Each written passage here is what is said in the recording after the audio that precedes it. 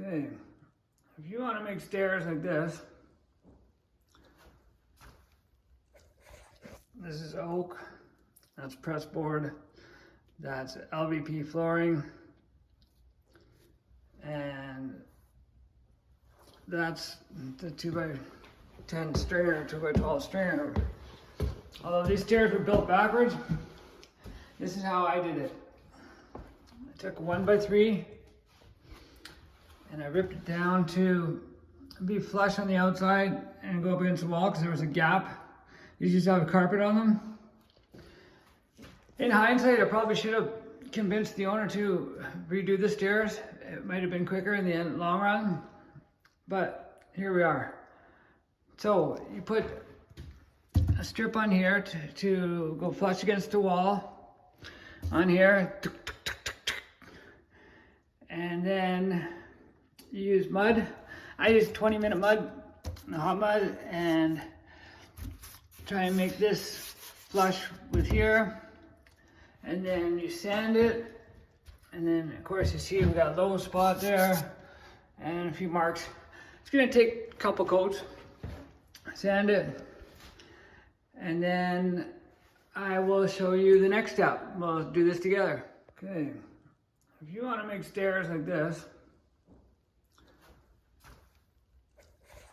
is oak, that's press board, that's LVP flooring, and that's the 2x10 stringer, 2x12 stringer. Although these stairs were built backwards, this is how I did it. I took 1x3 and I ripped it down to be flush on the outside and go up against the wall because there was a gap. These used to have a carpet on them. In hindsight, I probably should have convinced the owner to redo the stairs. It might have been quicker in the end, long run, but here we are. So you put a strip on here to go flush against the wall on here, and then you use mud. I use 20-minute mud, hot mud, and try and make this flush with here, and then you sand it, and then of course you see we got a low spot there and a few marks. It's gonna take a couple coats, sand it, and then I will show you the next step. We'll do this together here. I use, this is an 8-inch whatever sander with 120 paper on it, and then a couple sanding sponges. This is what I use. And when I put it on, that's what I use to, you want to get it as flat as possible. I just thought I'd add that in there before I sand it, and then I'll take you through the next step. I'll just add this in here. When I'm sanding, I know this is straight here, this piece of wood I put on top, because I just ripped it on my table saw. And it's straight within a 30-second. And this 2x12 is not. So the idea here is by adding the mud, we're trying to make this flat so when we put the wood down, there's not weird gaps at the end. And when you're sanding, use this as your straight edge and sand along the edge, and that way, and that way, and that way. Don't just go one way all the time because it'll never get flat. Continue on.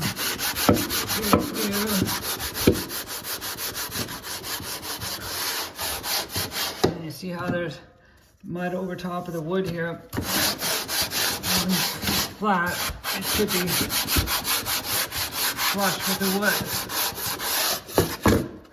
Now, I'm sure you may know all this, but I'm showing you how I got the stairs to look the way I did it. Once you get that flush, you get some of the sanding marks out, you take your little sanding block and it gets tighter into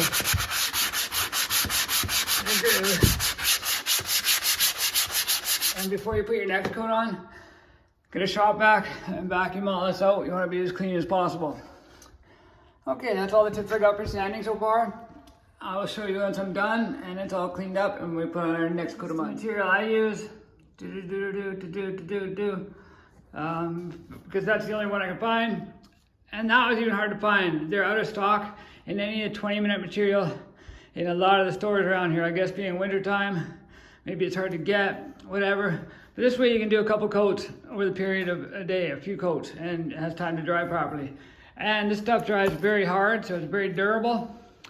I take it and throw it in a container like this, and then I use that to mix it. I do it outside here because sometimes I spill a little bit. Once I get it the right consistency, then I bring it inside. If you have time to wait, the 90 minutes is a little bit cheaper, but I wanted to get this done as quick as possible. Sanding, if you start at the top and work your way to the bottom, that way you're never sanding on top of your work. If you start at the bottom, work your way to the top,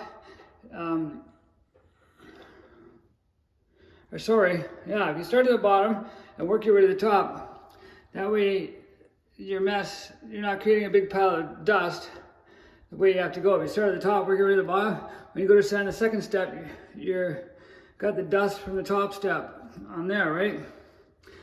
And plus, sometimes you stand up, look at your work, you forget you're standing on stairs. I've almost fallen down the stairs a couple times. Start at the bottom and work your way up. That way, you've always got a clean step to work on.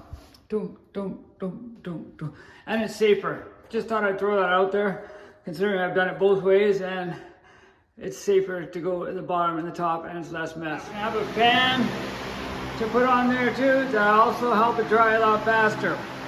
These are all cut and stained and all done. They're just not quite dry, they're a little bit tacky.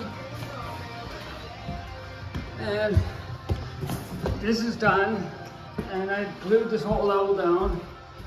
And these stairs are all done, glued in place. I just need to put the black part on, and then this is ready to be painted down here. This is a weird little corner there, so I filled it in with mud. Otherwise, it's easier for the trim. That way the trim can dead end into there. So tomorrow I will put the black parts on, caulk the gaps, and then a major cleanup here in the garage and everywhere, and clean up all my tools, and then I can get ready for the tiles. The garage was clean when I started building these custom steps, so expect to make a bit of a mess when you do that, but don't worry, Lola's gonna help clean up. Right, sweetheart? I think it's almost harder to make stairs and keep the design simple. Very simple. There's the landing. I don't have any of the trim on yet. There it is. I'd say it took about 40 hours to do all these stairs. Trim, paint, everything. Between 35 and 40 hours, I guess. I'm sure it could have been done faster, but that's how long it took me.